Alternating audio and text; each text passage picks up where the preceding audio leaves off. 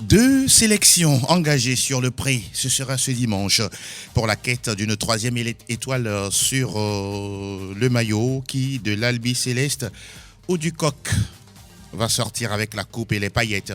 Réponse dans 48 heures, mais avant, Marocains et Croates se croisent de nouveau. Une médaille d'argent en jeu pour une place historique sur le podium. Ce sera peut-être pour une sélection africaine. Quelle nation voyez-vous sacrée championne du monde au soir du 18 décembre? Vos analyses, vos réactions également sont attendues sur nos canaux, via nos canaux 92 03 631 97 24 26 26. La radio qui mouille le maillot vous accueille. Club mondial. Bienvenue. La Coupe du Monde au Qatar, oui, c'est dans ce pays que ça se passe. Un pays 5 fois plus petit que la terre de nos aïeux, mais justement, on peut avoir des stades à près de 88 000 places. C'est aussi ça, la démesure qatari. Et nous parlons de la compétition. Il reste encore 2 matchs pour boucler la grand-messe du football planétaire. Bonjour Phidias. Bonjour Angelo, bonjour à tous nos fidèles auditeurs. Vous allez bien? Très bien. La sélection que vous supportez est toujours en lice match de classement au final oui, je ne non supporte pas particulièrement une sélection, mais je supporte, je dirais, un joueur. D'accord. Une légende. Il est là. Il est toujours là. Il est toujours là. Il va légitimer sa place de meilleur joueur de tous les temps. D'accord. J'ai nommé Lionel Andrés Messi. Wow, c'est déjà bien clair et tamisé. Mon cher Edo Assignon, bonjour, bienvenue. Bonjour Angelo, bonjour à tous les amis sportifs. Vous allez bien? En pleine Ça forme. se passe bien à Radio Lomé? Très bien. Merci beaucoup d'être avec nous. Vous avez un coup de cœur dans ce dernier virage-là? Oui, ma sélection, elle est en lice. Ah, d'accord. Au soir du dimanche, peut-être on sera couronné. Ah, mais vous ne donnez pas d'indice là. Non. Vous êtes bien malin. Hein. En tout cas, on rappelle que Club Mondial, c'est une émission qui fait le topo concernant la Coupe du Monde, tout en décalé, pour ne pas dire coupé, avec justement Eloma Dovon qui est juste là pour la caméra, la vidéo de l'émission. Anas PM de l'autre côté pour la mise en onde. Messieurs, on va parler d'abord de ce match entre l'Argentine et la Croatie. C'était un match de demi-finale attendu. Oui, beaucoup ont vu cette demi-finale et à l'arrivée, c'est l'Argentine qui se permet de gagner 3-0 à l'arrivée. Vous vous attendiez à un tel score à l'arrivée ou bien vous pensiez que la Croatie allait écarter l'Argentine de Léo Messi? Non, je n'avais pas cru que la Croatie allait écarter l'Argentine, mais je ne m'attendais pas aussi à ce score parce que vu ce que l'Argentine a pu produire durant cette dernière rencontre, c'est une formation très regroupée qui joue en bloc. On défend ensemble, on revient, on attaque ensemble. Au niveau du milieu de terrain, il y a c'est un taulier, le vétéran qu'on ne présente plus, Modric, qui a été l'artisan principal du milieu du terrain de cette formation. Donc, je ne m'attendais pas à ce score de 3-0. Mais les 15 premières minutes ont été très, très, très difficiles pour l'Argentine. Mais avec la ténacité, la rigueur de Lionel Messi, accompagné d'un certain Rodrigo De Paul qui va très vite la balle au pied, a pu quand même déstabiliser en un battement de paupières de seconde cette défense de la formation croate, ce qui quand même a entraîné ce score parce que après le premier but et le deuxième but, la formation croate s'est complètement était méconnaissable. Les joueurs ne se retrouvent plus, ce qui a permis à donner d'autres boulevards à la formation d'Argentine d'aller inscrire ce troisième but. Sinon, au préalable ou bien avant cette rencontre, je ne m'attendais pas à ce score. Edo, vous avez parlé tout à l'heure de ce score de 3-0 pour vous inattendu. Quand on rentre un peu dans les statistiques, c'est la plus large victoire d'une équipe en demi-finale du mondial sans prendre de but. Et ce match s'est déroulé devant 88 966 spectateurs. Ça n'arrive pas tous les jours. Alors, dans ce match-là, on attendait Lionel Andrés Messi. Il était là, 35 ans. On pourra dire qu'il est loin d'être fini.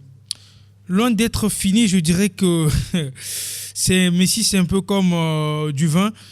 Plus le temps passe, plus il se bonifie, ce monsieur.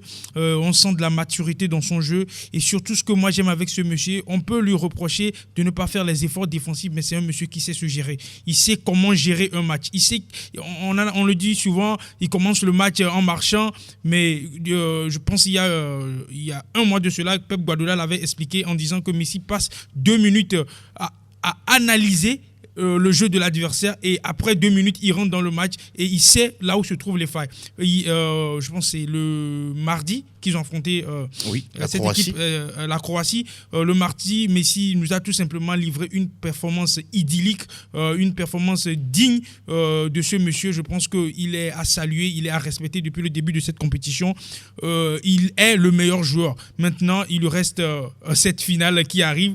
Et je pense que pour le peuple argentin, il va le faire parce que voilà, ils sont déjà libérés après avoir gagné la Copa América. Maintenant, il faut revenir à ce qu'on a vu face à la Croatie pour dire que cette équipe argentine, avant je disais que c'était Messi et les autres, mais maintenant je commence à comprendre que c'est plus que Messi, cette équipe. Cette équipe, c'est aussi une jeunesse qui vient se fondre avec, je dirais, de l'expérience, et cela, ça donne un cocktail de bonheur, un cocktail de jeu, je dirais pas du beau jeu, mais un jeu efficace, capable je dirais... Vous les sentez en mission, eux tous? Eux tous, ils sont en mission. C'est plus qu'une mission, je dirais.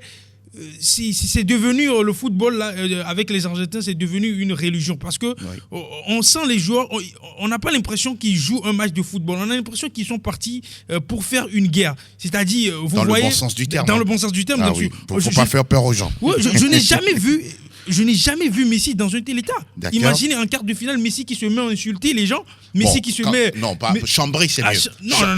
Bon, non, il n'a pas lors dit... de la conférence de presse... Il n'a pas dit des mots aussi méchants, mon cher lorsque Luis Van Gaal voulait... il n'a pas insulté. Il a dit, qu'est-ce que tu regardes? Va là-bas. Ok, pour vous, c'est déplacé. Oui, pour Messi, le Messi qu'on connaît... Il est emporté par l'enjeu. Oui, il est emporté par l'enjeu. C'est un guerrier. Il s'est transformé. Je me souviens quand Maradona disait, ouais, Messi n'a pas de personnalité. Oui. J'aurais tellement aimé qu'il soit vivant pour voir ce que Messi est en train de nous proposer aujourd'hui. C'est vrai. Tactiquement, l'Argentine, c'est pas aussi ça. Mais... Il y a quelque chose. Il y a une étoile qui fait la différence. Une étoile qui va peut-être encore faire la différence sur le match du dimanche. On va en parler. On parlait tout à l'heure de Lionel Andrés Messi. Ça lui fait 25 matchs en Coupe du Monde, égalant un certain Lothar Matthäus de la Mannschaft. Messi impliqué dans 19 buts, bien sûr 19 buts en Coupe du Monde, 11 buts marqués, 8 passes décisives. Il égalant le meilleur total de buts plus assists pour un joueur depuis 1966 et précédemment tenu par des Miroslav Klose, Ronaldo ou encore Gerd Müller. On va parler d'un autre joueur à part Lionel Andrés Messi, c'est Julian Alvarez. Revenons sur le penalty sifflé. Pour certains, pour beaucoup, même pour le président croate même, il s'en est mêlé. Il n'y avait pas penalty. Le penalty a été trop généreux pour l'Argentine. Qu'est-ce que vous dites là-dessus? Bon, moi, personnellement, il y a pénalty, mais je ne suis pas arbitre, je n'ai pas suivi cette formation, mais il y a pénalty. Étant donné que, quand vous voyez Livakovic, le portier croate, bon, le monsieur s'est complètement loupé sur sa sortie, parce que il a été lobé, et si d'aventure il n'avait pas bloqué Alvarez, peut-être le monsieur peut courir encore vers le ballon pour catapulter le ballon fort des filets. Donc aujourd'hui, si on crie sur le toit que ça c'était pas un penalty, bon, s'il n'y avait pas penalty, pourquoi la VAR n'avait pas interpellé l'arbitre sur la pelouse? Déjuger. Voilà, pour pouvoir analyser davantage l'action. Ça n'a pas été chose faite. Donc moi je crois qu'il y a penalty parce que premièrement, Livakovic a loupé sa sortie. Il a pris entre les jambes le joueur. Sinon, le joueur avait l'opportunité d'aller encore vers le ballon et puis de catapulter au fond de filet bien avant que le défenseur qui a dégagé le ballon n'arrive. Donc, il y a pénalty. Parce que là-bas, le ballon d'ailleurs prenait le chemin des filets. Exactement. Donc, moi, personnellement, il y a pénalty. Même si les grands connaisseurs du football ont jugé qu'il n'y a pas pénalty. Bon, en tout cas, moi, chacun est libre de donner son avis. De donner son avis, étant donné que la VAR n'a pas pu interpeller l'arbitre sur la pelouse. Il y a pénalty. Tout comme le président croate également qui s'en est mêlé. Il a tout simplement tweeté en disant que non, c'est un pénalty généreux accordé à Lionel Andrés Messi et à l'Argentine. Pour vous, pénalty discutable? Il n'y a pas pénalty discutable. Pour moi, c'est un pénalty clair et net. Écoutez, je vais vous expliquer ça aussi rapidement que Nous allons possible. prendre nos bics et nos feuilles. Vous savez, quand une image passe au ralenti, oui. on a l'impression, on n'est pas, je dirais, dans la vitesse réelle. On a l'impression que le choc entre Alvarez et Livakovic n'est pas aussi violent que ça. Mais je vous assure qu'il y a pénalty. Parce que d'abord, comme l'a dit mon confrère, oui. Il loupe complètement sa sortie. Et surtout, Livakovic, il ne proteste pas. Parce qu'il sait. Oui. Il sait, en tant que gardien, il sait que c'est une erreur. Là, le règlement veut que lorsque tu sors, soit tu touches le ballon, tu ne touches pas l'adversaire. À partir du moment où... Revenons même sur le pénalty de Chesney lors du troisième match...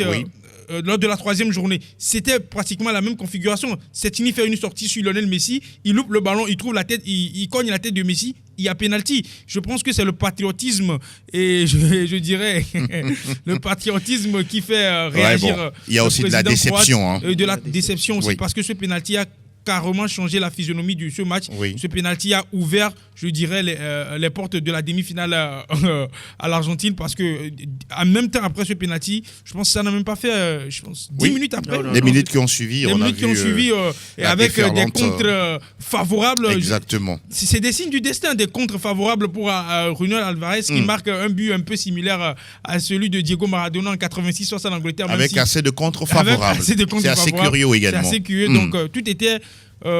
tous les voies étaient ouverts pour que l'Argentine gagne. Alors, parlons de ces Croates-là qu'on n'a pas vu, en tout cas aussi flamboyants, mais ils étaient dangereux seulement qu'à la 63e et 85e minute. Comment vous l'expliquez ? Oui, je pense que cela s'explique par le changement, je dirais, de configuration. La Croatie est habituée à n'être menée qu'à 1-0 et ne pas avoir à attaquer, à laisser autant d'espace. La Croatie...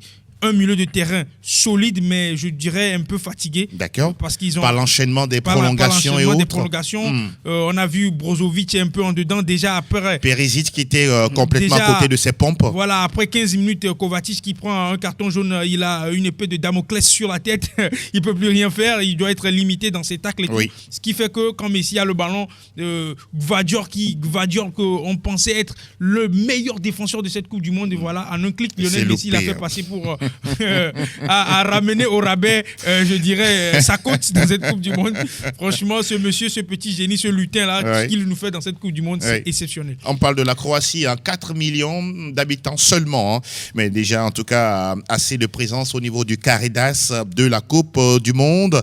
Parlons de Modric, avant d'écouter Lionel Andrés Messi. Modric, 37 ans, ce sera sa dernière apparition dans une Coupe du Monde. Effectivement, ce sera sa dernière apparition. En tout cas, à moins d'un miracle, si on peut le voir en 2026, moi je ne crois pas. Et aussi le fait que cette formation croate a aligné des matchs de prolongation, ça a complètement tétanisé l'équipe. Oui, vous allez voir que c'est Modric qui est le taulier de cette formation. Quand il a cramé, l'équipe s'est assombrie véritablement au niveau de la défense. Gvardiol qui ne se retrouvait pas face à la pression. Lovren, autant expérimenté, mais pratiquement transparent. Voilà, Perisic qui était complètement méconnaissable. La fatigue a joué contre cette formation croate. Et de surcroît, il croyait que souvent c'est une formation qui ne procède pas des contres, mais l'Argentine était très soudée, que ce soit au niveau de la défense, au milieu du terrain et en attaque. Il y a quand même une solidarité inouïe de cette formation d'Argentine à telle enseigne que les Croates n'arrivent pas à procéder par des contres. Surtout, ça passe souvent par Perisic qui va avec une vitesse de croisière. Ça n'a pas été le cas. Donc la fatigue a énormément joué contre cette formation croate. Que la Croatie, en tout cas, une belle équipe, même si c'est vrai, ces virtuoses sont en train d'accuser le coup quand il s'agit de l'âge. Alors maintenant, document sonore, on va écouter Lionel Andrés Messi. Justement, après cette demi-finale remportée face à la Croatie, il salue en tout cas l'engagement collectif du groupe argentin et également un clin d'œil à Lionel Scaloni. Ce groupe, au-delà de sa cohésion, est très intelligent. Il sait gérer tous les moments d'un match. Je répète ce que le sélectionneur Lionel Scaloni a déjà dit. C'est un groupe malin qui sait souffrir quand il le faut, qui sait comment conserver le ballon quand il le faut, quand il faut accélérer, insister, mais aussi temporiser. Bref, on sait lire le jeu, aussi parce qu'on prépare bien nos matchs. Lionel Andrés Messi aura-t-il l'occasion d'être sacré champion du monde et en même temps meilleur joueur, meilleur buteur, meilleur passeur. Point d'interrogation, ce sera dimanche, soyez au rendez-vous. Et nous allons désormais parler des Bleus, l'équipe représentée par le coq sur leur maillot. On ne sait pas si ce que cela veut vraiment dire. Mais est-ce que le coq a pu manger ou bien a pu piquer les lions? Non, les lions n'ont pas pu justement déplumer le coq. La France s'est imposée 2-0 dans l'autre demi-finale avec des réalisations de Théo Hernandez et puis de Kolo Muani Randall. Les Bleus qui sont également qualifiés pour la finale. La France qui gagne 2-0 face au Maroc. Attendu ou pour vous? Bon, c'était bon, le Maroc est à sa place. La France, oui, devrait normalement passer. Non, on croyait que le Maroc allait continuer l'exploit, mais malheureusement, face à une formation française, ça a quand même fait mal à tout un continent. Et c'est la première fois qu'ils prennent 2-0 dans un match de Coupe du Monde. 2-0 dans un match. Moi, quelque part, j'ai un peu accusé Saïs. Oui. Ah, d'accord. Oui, Saïs. Pourquoi? Parce que ici, ça est d'un match à élimination directe. Une demi-finale, mais quand vous ne sentez pas dans de bonnes conditions, il faut dire ça clairement à l'entraîneur que non, je ne peux pas jouer. Il a voulu être trop patriote. Il a voulu être trop patriote, bien sûr, mais quand même, il s'agit ici d'un match où l'engagement physique sera au rendez-vous. Oui. Vous n'avez pas toutes les facultés qu'il faut. Bon, dites ça clairement à l'entraîneur que s'il vous plaît, je ne peux pas jouer. À peine À peine il fait 21 minutes. Et il est sorti. Et on le remplace. Donc ça a complètement déstabilisé l'équipe. Moi, je n'ai pas aimé son attitude là parce qu'il est un grand joueur, mais à une telle étape de la compétition, il faut laisser le champ à d'autres joueurs qui peut-être entrer en jeu, bien dès qu'il sera titularisé, sera galvanisé. Il y aura cette fougue-là. Il a quand même, son entrée n'a pas fait du bien à cette formation marocaine. Maintenant, c'est devant aussi une formation française qui quand même a envie de créer une histoire. C'est-à-dire être la première, ou bien à part le Brésil, être la seconde nation. Après le Brésil et l'Italie. Et l'Italie, voilà. La troisième nation. Voilà, la troisième nation a joué une finale à la suite. Et surtout gagner. Et gagner, voilà. De façon consécutive. De façon consécutive. Donc ça aussi a fait que les Français ont mis le pied sur l'accélérateur. Mais est-ce que vous avez vu une belle équipe de France? Non. La France a seulement marqué parce que... N'est-ce pas? Oui, bien sûr. À part les 2 buts, quelques percées de Mbappé, on n'a pas vu une équipe française flamboyante.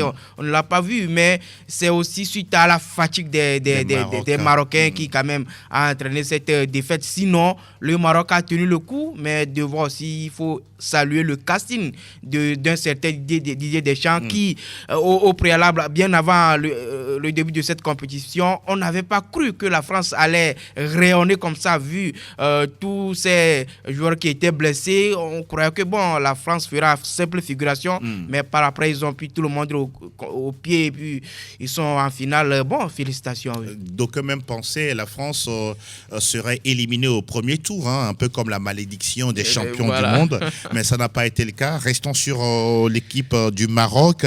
Boufal, Ounaï, Ziyech, Amrabat, Saïs Hakimi, En-Nesyri. Le dernier En-Nesyri n'a touché que 3 ballons en 45 minutes.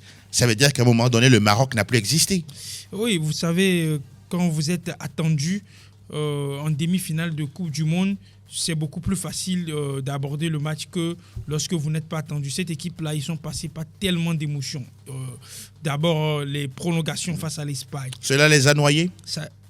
Pas plus que noyés. Physiquement d'abord? Physiquement, c'était pas ça. Ils n'étaient pas là. Ils n'étaient pas au top physiquement. Pour vous, sur ce match de la France, ils étaient au bout du rouleau? Ils étaient au bout du rouleau. Moi, je l'avais annoncé sur un média de la place que je voyais même la France dérouler, faire un score fleuve face au Maroc. Ce qui m'a le plus surpris dans ce match et ce qui m'a agréablement surpris, c'est de voir que le Maroc a des joueurs qui sont capables quand même de produire du jeu. Parce que lorsqu'ils ont été pris dos au mur et ils ont été menés comme ils n'ont jamais... Très tôt, à la 5e minute.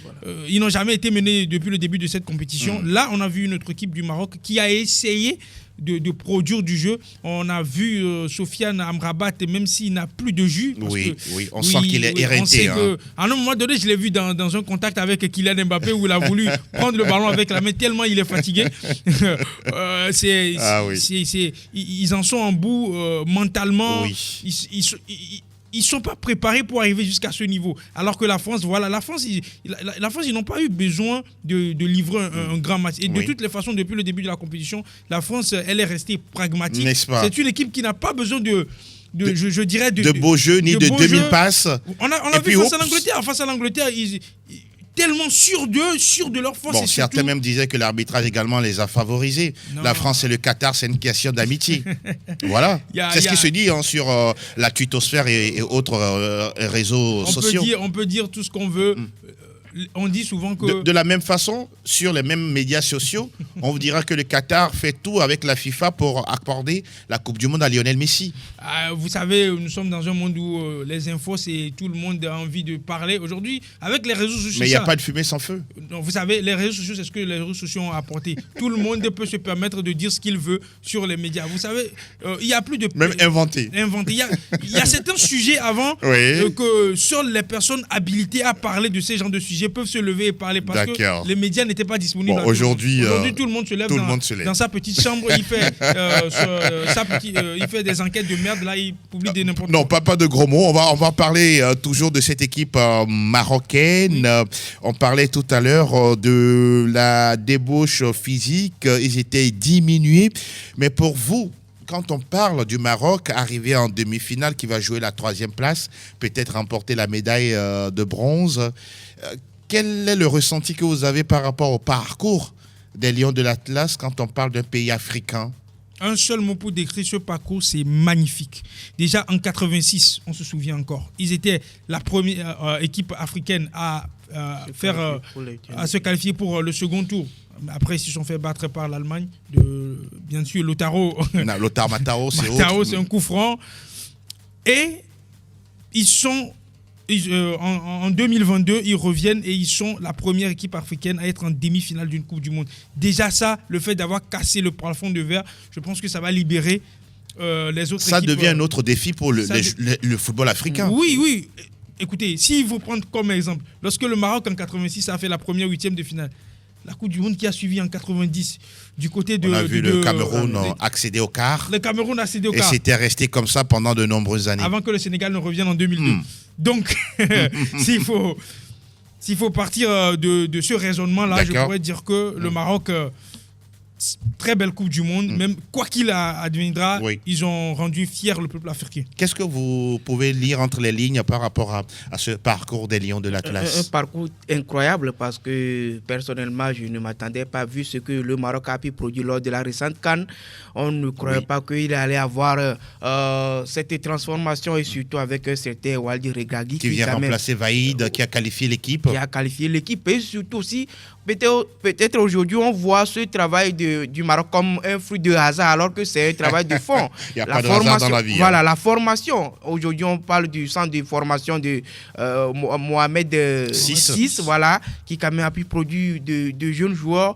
Tout ça là, accompagné des binationaux, ça a formé une équipe bien soudée. C'est un exemple, c'est un message qu'on lance comme ça à toutes les nations africaines parce que ça n'arrive pas seulement comme ça, mais c'est un travail de fond qui se fait. Aujourd'hui, quelles seront les leçons que nous, je veux parler aussi de notre pays, le Togo, quelles leçons nous allons en tirer?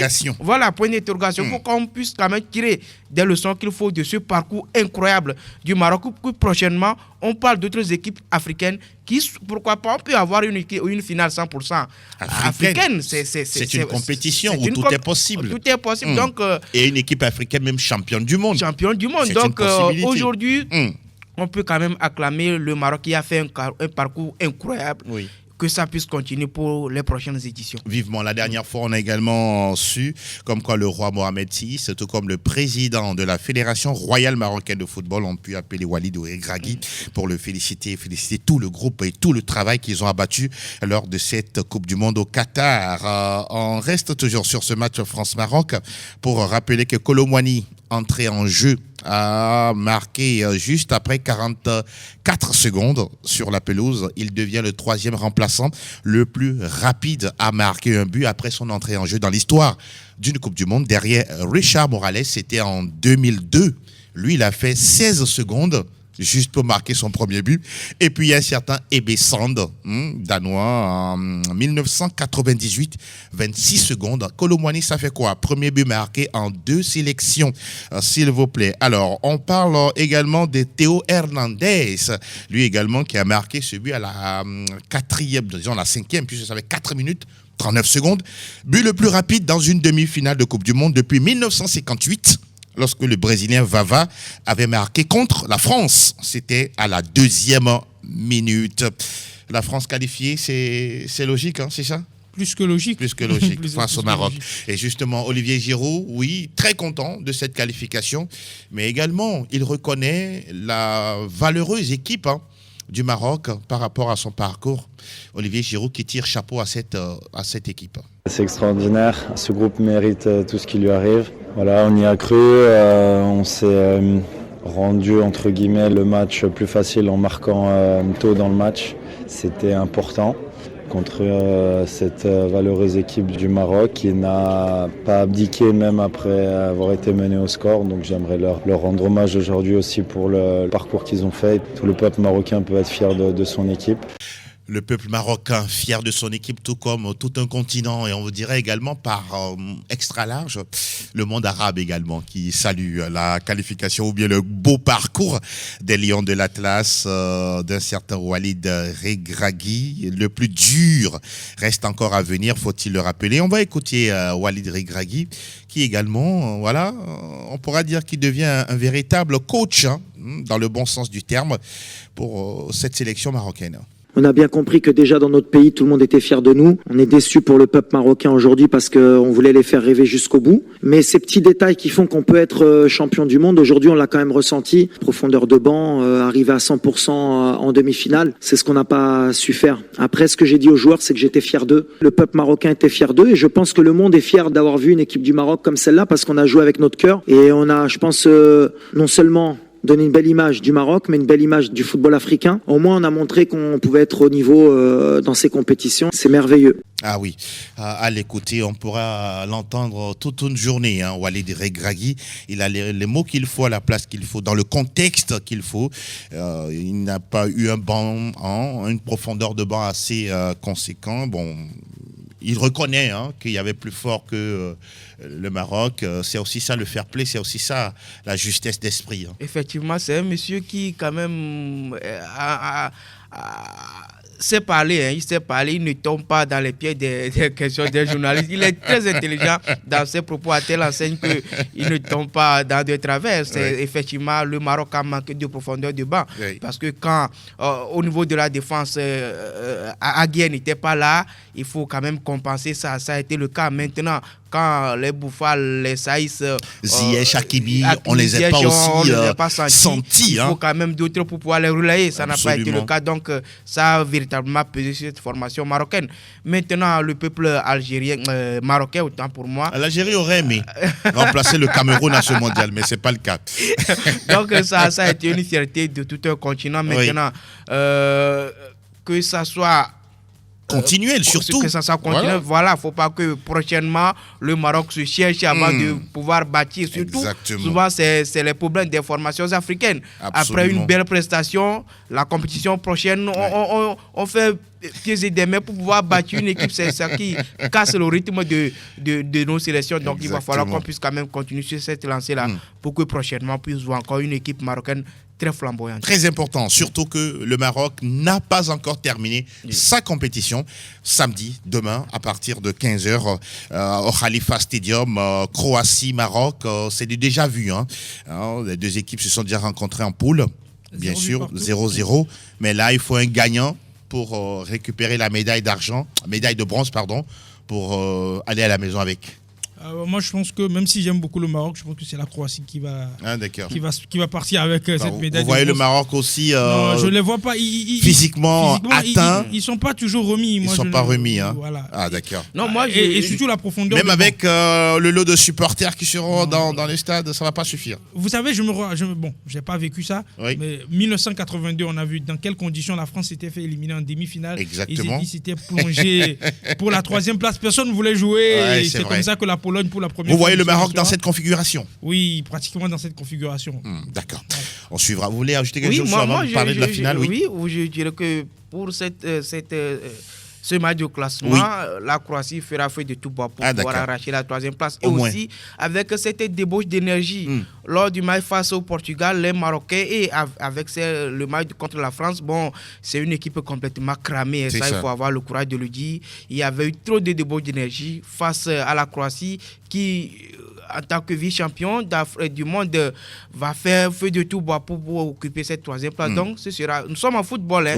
Tout peut arriver. Tout peut arriver. Mais les probabilités donnent raison pour le moment à la Croatie. Voilà qui est dit. Et nous débouchons sur la finale.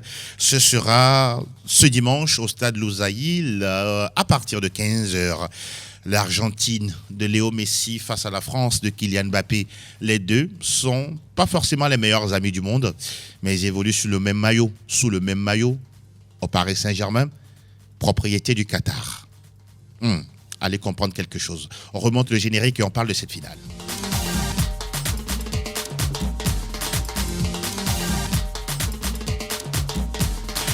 Avant tout à l'heure de vous retrouver, chers auditeurs, pour parler de l'équipe qui est capable de remporter cette Coupe du Monde, parlons rapidement de l'Argentine. Quelles sont les forces de cette sélection pour battre l'équipe de France de Didier Deschamps? Une équipe soudée, une équipe qui a plus d'envie, un groupe qui n'a jamais gagné contre un groupe qui a déjà gagné, qui est peut-être un peu plus satisfait que l'autre. Une équipe en mission et surtout un génie qui va jouer le match de sa vie. Donc, je pense que l'Argentine, ce sont les armes qui militent en faveur de l'Argentine. Après, c'est le football, donc on attend de voir. Comme vous l'avez dit, après tout, c'est le football. Oui, le fair play doit dominer toutes nos émotions. C'est le plus important. La France pourra-t-elle décrocher une 3e étoile et la mettre sur son maillot? Elle a les armes. Elle a les armes, mais ce serait difficile. Nous sommes en football, ça peut arriver, mais à l'heure actuelle, avec cette formation d'Argentine complètement soudée, comme vient de le dire le confrère. Mais l'Argentine doit bien se réveiller aussi. Hein. Bien sûr. Ce sont des éléments qui peuvent faire la différence. Je ne refuse pas, mais depuis le match contre l'Arabie Saoudite, non, l'Australie en poule, en 8e de finale. Ouais, en 8e de finale, d'accord. En 8e de finale, et face aux Pays-Bas, les Argentins ont beaucoup appris parce que par rapport à la gestion des après avoir marqué. Et même la défaite face à l'Arabie Saoudite, beaucoup même voyaient déjà l'Argentine éliminée. Voilà. Donc aujourd'hui, depuis ces 2 matchs, bien après les 8e de finale et les quarts de finale, on a constaté que c'est une formation complètement remodelée. Ça défend en bloc, ça revient. On ne laisse pas l'adversaire s'installer ils ne laissent pas l'adversaire s'installer dans leur camp. Et vous voyez un certain Messi qui cherche à presser le porteur de balle. Ça donne... il invite d'ailleurs ses coéquipiers. Il leur montre l'exemple. L'exemple à faire autant. Et vous allez voir un certain Rodrigo de Paul lors des 2 premiers matchs de poule n'a pas été trop ça, mais... Il est monté en puissance. Il est monté en puissance. Mais face à la France, la France également a des éléments. Hein. Je ne refuse pas. Je vais parler d'abord des informations argentines. Et au niveau de la défense, c'était Otamendi qui quand même fait une très belle compétition. Ça, il faut le dire. Acuna qui va revenir. Donc aujourd'hui, l'Argentine a les armes nécessaires pour pouvoir aller chercher cette 3e étoile. Voilà. Pour la France aussi, c'est pareil parce que Rabiot va revenir. Upamecano certainement sera là. C'est du 50-50. Aujourd'hui, Messi, Otamendi et Di Maria sont pratiquement à leur dernière compétition avec l'Albi Céleste. Donc, les jeunes qui sont autour d'eux feront feu de tout bois pour pouvoir les permettre de soulever ce trophée. C'est ce qui se dit sur toutes les lèvres du côté de ces joueurs-là. Donc, ce sera un match très épique, ça il faut le dire, très épique entre 2 formations qui ont quand même les valeurs sûres pour pouvoir aller décrocher ou bien aller soulever ce trophée. En tout cas, on le verra dimanche pour savoir qui de l'Argentine ou de la France sera champion du monde. Il y a Clarence Seedorf, la star du football, ou bien la légende du football néerlandais qui dit Messi est un joueur inclassable. Vaut mieux même pas chercher à comparer Kylian Mbappé à Lionel Andrés Messi.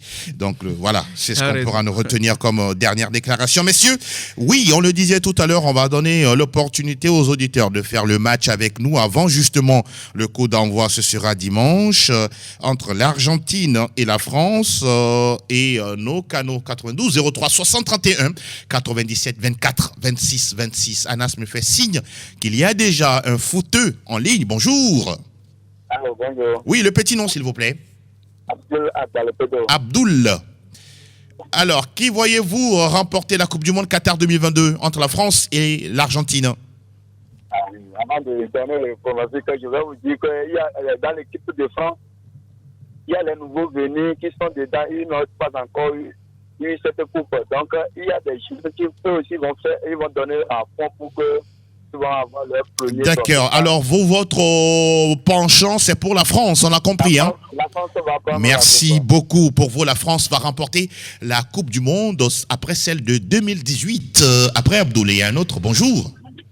Bonjour, Angelo. Oui, bonjour, Maman Togo number one. Ménade. Oui, maman. Les gens sont en train de rigoler là. Ah, c'est la France qui va prendre la coupe. Ah, d'accord. Ce n'est plus le Portugal, maman. Le Portugal est tombé. Parce qu'ils sont dans la même poule. D'accord. Oh, oui, oui, oui. Maintenant, je vois que c'est la France. C'est la France. La France. Que que l'Argentine. Merci. Oui, oui, ça c'est vrai. D'accord. Ça nous fait honneur aussi, nous les Africains. N'est-ce pas? Ce que Maroc a fait vraiment, c'est incroyable. C'est Afrique. Encore la France, c'est oui. l'Afrique. Voilà, France pour l'Afrique. Pourquoi je supporte la France? Oui. De chance, c'est un gars qui a toujours la chance. Oui, depuis ça qu'il c'est était vrai. à Marseille. Ça c'est vrai. Ah, oh là là, maman, on a été coupé. Elle peut toujours revenir. Hein. Oui, maman Togo dit clairement pour elle, c'est la France représentant l'Afrique et donc la France championne du monde 2022. Auditeur en ligne, bonjour. Oui, allô, bonjour. Oui, bonjour, bonjour. Le petit nom, s'il vous plaît. Oui, c'est Efoué depuis Tagbade. Pardon? Tagbade, Efoué. Écoutez, nous écoutons, allez-y. Oui, moi je propose Argentine 3-1. Pourquoi vous voyez l'Argentine être championne du monde devant la France? Pourquoi? Moi, je préfère que Messi gagne au moins une Coupe du Monde avant de... C'est à cause de lui? Non, mais oui, bon, oui, bien, c'est la France. C'est que l'Argentine a mérité, quoi. Il mérite de gagner. Ah, pour vous, l'Argentine mérite d'être championne du monde cette année? Oui. D'accord. Le match a lieu dimanche, on verra tout ça. On reviendra lundi pour en parler dans ce même studio. Merci beaucoup, Ekoui, à très bientôt. Auditeur en ligne, bonjour. Bonjour. Oui, le petit nom? Serge, comment ça va, Serge? On se porte bien. Alors, Serge, votre cœur penche vers quelle sélection? Oh, France 2-0. La France, les Bleus. Naturellement, les Bleus, n'est-ce pas, de Didier Deschamps. Pour les merveilles qu'ils ont fait la fois passée. N'est-ce pas? C'est extraordinaire, hein? Bravo, bravo au Maroc. Merci Serge et à bientôt. Oui, nous sommes là toujours pour parler du foot et la Coupe du Monde. Bonjour. Oui, monsieur Angelo. Comment vous allez?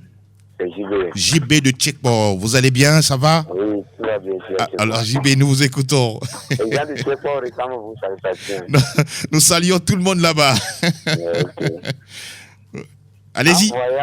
En voyant une équipe française dominée par le Maroc comme ça, et devant Lionel Andrés Messi. Mais JB, le Maroc n'a pas gagné la France, hein? Mais je sais quand même. Ok. C'est la finition qui n'était pas au rendez-vous. D'accord. Vous voyez, non? Et oui, allez-y. Et cette défense face Messi, là, cette défense face Messi, oui. Ça ne serait pas facile. Hein. Ah, d'accord. Moi, je vois même un 3-0 encore pour l'Argentine. Pour l'Argentine face à la France. Oui, parce que Lionel Messi est en feu. JB, la France, c'est pas la Croatie, hein? Je sais bien quand même. D'accord. La Croatie avait battu l'Argentine lors de l'édition précédente. Oui, tout à fait. Oui. Oui, c'est vrai. En tout cas, JB. Cette année, ça ne serait pas facile pour la France. N'est-ce pas? Oui, c'est une finale. C'est vous qui le dites et on respecte votre réaction. On sera là lundi dans ce même studio pour en parler. Merci JB et bien des choses à tous ceux qui nous reçoivent du côté de Tchekpo. Bonjour. Bonjour. Le petit nom? C'est Didier. Didier. C'est pas parce que JB a appelé de Tchekpo là, il va regarder la ligne. Oh, Attention à lui. Toutes nos excuses et merci pour la patience. Allez-y. C'est Didier Deschamps. Hein. Oui, oui, ça se comprend. Didier Moi, Deschamps. c'est Didier. Oui, ça se comprend. C'est ça. N'est-ce pas? Il y aura la fougue de la jeunesse. La coupe de la... La fougue de la jeunesse. Ah, la fougue de la jeunesse. Oui, Autant pour moi. c'est l'Afrique qui va gagner. L'Afrique qui gagne. Ah, la France égale à l'Afrique maintenant. Oh, la France, c'est le 6e pays de l'Afrique. D'accord, Didier. On s'est bien noté. Quand déjà, oui. ce que Messi fera, oui. il n'aura rien. La France sera encore championne du monde Elle sera championne, après ça, 2018. Voilà qui est dit. Merci beaucoup, Didier. Merci infiniment. On reste ensemble, auditeurs en ligne. Bonjour. Bonjour. Mon cher... non. Elom. C'est là le Bavarois. Exactement. Oh, votre Mannschaft est déjà à la maison. Hein. Vous préparez la Bundesliga maintenant. Oui, ce sont les règles du jeu. Bon, c'est le football, hein. Ça arrive. C'est le football. Merci. Et l'homme, vous voyez quoi pour cette finale-là? Il faut savoir perdre aussi. Hein. Oui, ça aussi c'est vrai. Hein. Oui. Il faut savoir accepter la défaite, même si on n'aime pas. Oui. Ça c'est vrai. Allez-y, nous vous écoutons. Oui, j'aimerais féliciter le Maroc pour son parcours. Oui. Parce qu'il a fait l'honneur à l'Afrique. Mais est-ce que vous pensez que l'Afrique va tirer des leçons? Pardon, je vous ressens un peu moins. Vous pensez que l'Afrique du football va tirer des leçons de ce parcours merveilleux du Maroc? Bien sûr. D'accord. Premièrement, l'organisation. Oui. Oh non, premièrement, je choisirais la... Et l'homme, vous êtes là? Oui, je suis là. Allez-y, nous vous écoutons. Oui, je dis premièrement, il faut la formation. La formation, voilà. La formation en Afrique. Oui. Et ensuite, l'organisation. L'organisation. Allô? Allez-y, nous vous écoutons. En plus, il faut la détermination. D'accord. Je crois que si on réunit les trois choses-là, l'Afrique peut aller loin. La finale France-Argentine, vous voyez qui? Pardon? La finale Argentine-France, vous voyez qui passer? Bon, moi je préfère l'Argentine. Hein. Là, vous préférez l'Argentine? Parce que l'Afrique, la France, là, non, ça ne colle pas trop avec moi. On vous comprend, vous êtes allemand. À bientôt, mon cher Elom, le Bavarois. Okay, merci beaucoup. Merci infiniment. Un autre auditeur est là. Bonjour. Bonjour. Merci pour la patience. Le petit nom, s'il vous plaît? Roger de Roger de Togblé. Togblé, oui, vous nous recevez bien là-bas? Oui, très bien. Magnifique. Roger, oui, merci de participer à l'émission. France-Argentine ou Argentine-France, vous voyez quelle finale? À la finale, qui va gagner selon vous? C'est la française. Ah, d'accord. Pourquoi? 2 buts à 1 même, hein? Oui. Comment vous pensez que la France pourrait gagner? C'est quoi les forces de cette équipe de France, selon vous? Parce que j'aime beaucoup Mbappé et Aurélien Tchouameni, quoi. Ah, d'accord. Waouh. Ouais. Ce sont des joueurs qui vous font du plaisir, vous donnent du plaisir, hein? Oui. Et moi, je vois que si Messi gagne là, tous les fans de Ronaldo, et on va nous tuer. Ah, d'accord. Oh là là, non. On est en football, hein. On va pas du tout aller là-bas. Ils vont bien se moquer de vous, c'est tout. Vous connaissez, non? Ils vont bien se moquer de vous. Merci là.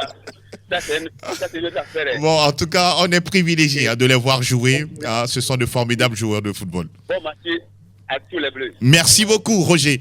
Merci infiniment et bien des choses à tous ceux qui nous reçoivent du côté de Togblé Copé et d'Ateti Copé.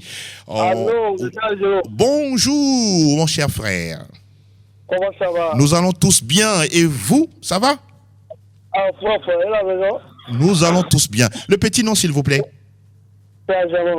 Pardon? Oui, monsieur Javon, allez-y. Comment ça va? Ça va bien, ça va bien. Et la maison, ça va, non? Oui, ça va, tranquillement. Allons-y. France-Argentine ou Argentine-France? Ouais, c'est France, mais pas le couple là. Ah, la France? Ouais. Ah, de Didier Deschamps pour vous donner la joie au cœur. Ouais. Intéressant. Merci beaucoup, monsieur Ajavon, et belle journée à vous. On continue. C'est sur Sport FM, la radio qui mouille le maillot vous accueille. Bonjour. Bonjour. Clarisse? Oui, Angelo. Bonjour, Clarisse. Bonjour tout le monde. Comment vous allez? Ça va bien. Clarisse, il y a une équipe que tu aimes qui est toujours là? Pardon? Il y a une équipe que tu aimes qui est toujours là? Non. Ah, d'accord. Ta sélection est déjà partie à la maison? Oui. Oh là là. J'imagine. Ah, pardon? Je n'aime pas la France, mais je vais supporter la France cette fois-ci. On a compris le message, Clarisse. La France. De Cristiano. Ah oui, effectivement, on a compris. Ah oui, c'est vrai. Ah, ok. Bonjour. Merci beaucoup, Clarisse, et belle journée à vous également. À très bientôt. La radio qui mouille le maillot. Bonjour. Oui, bonjour, monsieur. Le petit nom, s'il vous plaît. Sylvain Couisson. Monsieur Sylvain. Oui. Vous allez bien? Très bien. C'est la première fois que vous nous appelez? Et c'est la deuxième fois. La deuxième fois. Ah, d'accord. Alors, sur le sujet, qui de la France ou de l'Argentine sera sacré champion du monde au Qatar? Sans hésitation, je propose l'Argentine. Vous avez les raisons? Oui. Nous vous écoutons. Parce que l'Argentine, depuis la défaite lors du premier match, ils se sont repris et puis tout ce qu'ils proposent en tant que jeu ou leur football, ça démontre qu'ils ont la capacité de remporter la coupe. Voilà. Ah oui, on attend de voir exactement. Le match a lieu dimanche. Vous n'allez pas rater cette rencontre, j'espère. Pardon? Vous n'allez pas rater ce match? Oui, je vois Léo Messi faire le doublé dans ce match. Ah, d'accord. C'est bien noté. Vous serez devant la télé sûrement dimanche à 15h. Hein? Oui. On va tous la suivre au sport. Et on sera là lundi pour faire le point de la Coupe du Monde. Merci Sylvain. À bientôt. On prend un autre auditeur. Il est là. Bonjour. Allô, bonjour, Angelo. Oui, le petit nom? C'est Hypergé. Ah, salam alaikum, grand frère. Wa alaikum salam, bon vendredi. Merci beaucoup. Vous allez bien? C'est l'Afrique qui gagne. C'est l'Afrique qui gagne. Il y a un autre Africain qui est parti. Oui. Il y a un grand Africain qui sera là.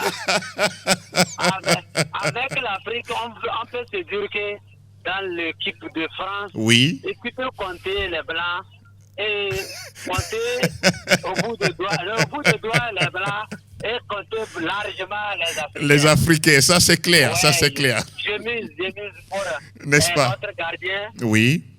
Ce qu'il est en train de faire avec les autres. Oui. Avant-hier, j'ai vu que l'équipe n'était pas flamboyant. C'est ça. Mais la finale ou bien le demi-finale se gagne oui. et ne se joue pas. N'est-ce pas? Inch'Allah. On va trembler l'Afrique dimanche, Inch'Allah. Bye bye. Merci beaucoup. Bye bye et bon vendredi. Cher épervier, bonjour à tous ceux qui nous reçoivent dans le marché de Kégué, en face du stade de l'autre côté. Auditeur en ligne, bonjour. Ah, il est parti. On a encore peut-être 3 petites minutes pour boucler cet avant-dernier numéro de Club Mondial. Le lundi, on sera là pour faire le point de toute la compétition. Bonjour. Bonjour. Auditeur en ligne, comment vous allez? Bien. Le petit nom, s'il vous plaît. Bernard. Allez-y, nous vous écoutons. De la France? Oui, de Didier Deschamps. Oui. Qui remportera cette Coupe du Monde? 2 buts à 1. 2 buts à 1, selon vous. Hein? Oui. Cette France est aussi forte? Oui. D'accord. C'est votre avis et on le respecte. Merci beaucoup Bernard et restez toujours à l'écoute des programmes de la radio qui mouille le maillot. Anas, c'est bon? On prend un dernier? Oui, avec votre collaboration. Bonjour auditeur. Bonjour, monsieur Angelo. Oui, comment ça va, cher frère? Ça va. C'est Yovo le Bavarois depuis Amoutiévé. Yovo le Bavarois depuis Amoutiévé. Ah, ça fait plaisir. Alors Yovo, nous écoutons. Ah, moi je supporte l'Argentine. Ah, ben vous êtes allemand quand même, non? Ouais, bon, pour cette fois-ci, moi je soutiens totalement Lionel Messi. Ah ben ok, d'accord, on a compris. Vous voyez l'Argentine gagner. Depuis la compétition, là, on le soutient. Ah oui.